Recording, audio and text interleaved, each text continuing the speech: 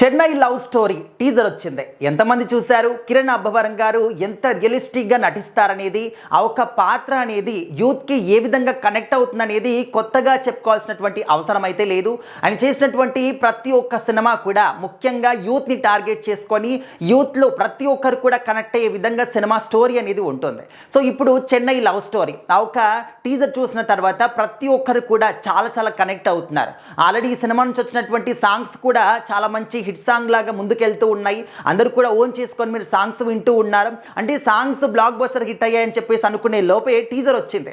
ఇంకా టీజర్ నుంచి ఎంత మంచి టాక్ వినిపిస్తుందో చూస్తూ ఉంటే ఇంకా సినిమా వచ్చిన తర్వాత ఈ సినిమా ఖచ్చితంగా హిట్ అయిపోయింది, ఇప్పుడే రాసి పెట్టుకోండి అనే విధంగా కూడా చాలామంది సినిమా ప్రేమికులు అనుకుంటూ ఉన్నారు. అయితే రొటీన్ స్టోరీనా కొత్త స్టోరీ అని చూసుకుంటే అది ఇక్కడ కిరణ్ అబ్బవరం గారు తను ఒక డైరెక్టర్ అవ్వాలి అని చెప్పేసి ఆశతోని ఆ ఒక సంకల్పంతోని చెన్నై వెళ్తాడు. సో చెన్నై వెళ్ళినప్పుడు అవకాశాల కోసం తిరుగుతున్నప్పుడు అక్కడ హీరోయిన్ పాత్ర తను ఏంటంటే అప్పటికే లవ్ ఫెయిల్యూర్ అయి ఉంటుంది. సో తను ఆ లవ్ ఫెయిల్యూర్ అంటే డిస్టర్బెన్స్లో ఉండేసి అండ్ మైండ్ అంతా కూడా డిస్టర్బ్ అయిపోయి ఆ విధంగా ఉంటుందన్నమాట. అయితే అప్పుడే కిరణ్ అబ్బవరం గారు అక్కడికి వెళ్ళడము, ఆ ఒక హీరోయిన్ని చూడడం కానీ, సో తన పరిస్థితి ఏంటి తెలుసుకొని తనని ఆ పరిస్థితి నుంచి బయటికి ఏ విధంగా తీసుకురావాలి అని చెప్పేసి కిరణ్ అబ్బవరం గారు ప్రయత్నాలు చేస్తూ ఉంటారనమాట.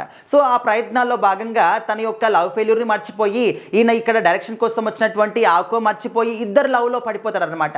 సో ఆ లవ్లో పడిపోయిన తర్వాత తన కిరణ్ అబ్బవరం గారు తన యొక్క గోల్ని రీచ్ అవ్వడానికి తను ఏ విధంగా కష్టాలు పడ్డారు, తర్వాత వాళ్ళ ప్రేమను గెలిపించుకోవడానికి ఏ విధంగా కష్టపడ్డారు, అంటే ఈ విధంగా స్టోరీ అనేది కూడా ఇదంతా కూడా ఉంటుంది అని చెప్పేసి మనకు క్లియర్గా తెలుస్తుంది. అయితే ఈ టీజర్ చూసిన వాళ్ళందరికీ కూడా ఒక పాయింట్ని గమనించాలో లేదు తెలియదు, కానీ కిరణ్ అబ్బవరం అక్వేరియంలో ఉన్నటువంటి ఫిష్తోని తనని తను పోల్చుకున్నారన్నమాట. సో అది ఇక్కడ అక్వేరియంలో ఫిష్ మాత్రం చనిపోయింది.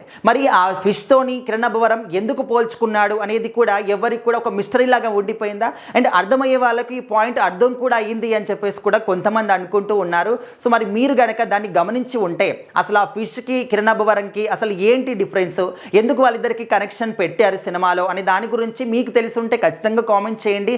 అండ్ ఆల్రెడీ ఈ సినిమా నుంచి వచ్చినటువంటి ఒక సాంగ్స్ కావచ్చు, ఇప్పుడు వచ్చినటువంటి ఈ టీజర్ కావచ్చు, మీకు ఎలాంటి ఫీల్ కలిగించింది, ఈ స్టోరీ అనేది మీకు ఏ విధంగా అనిపిస్తుంది ఖచ్చితంగా కామెంట్ చేయండి. మరి శ్రీ గౌరీ ప్రియా కిరణ్ అబ్బవరం యొక్క ఆ ఒక కాంబినేషన్ ఏ విధంగా అనిపించిందో కూడా ఖచ్చితంగా కామెంట్ చేయండి.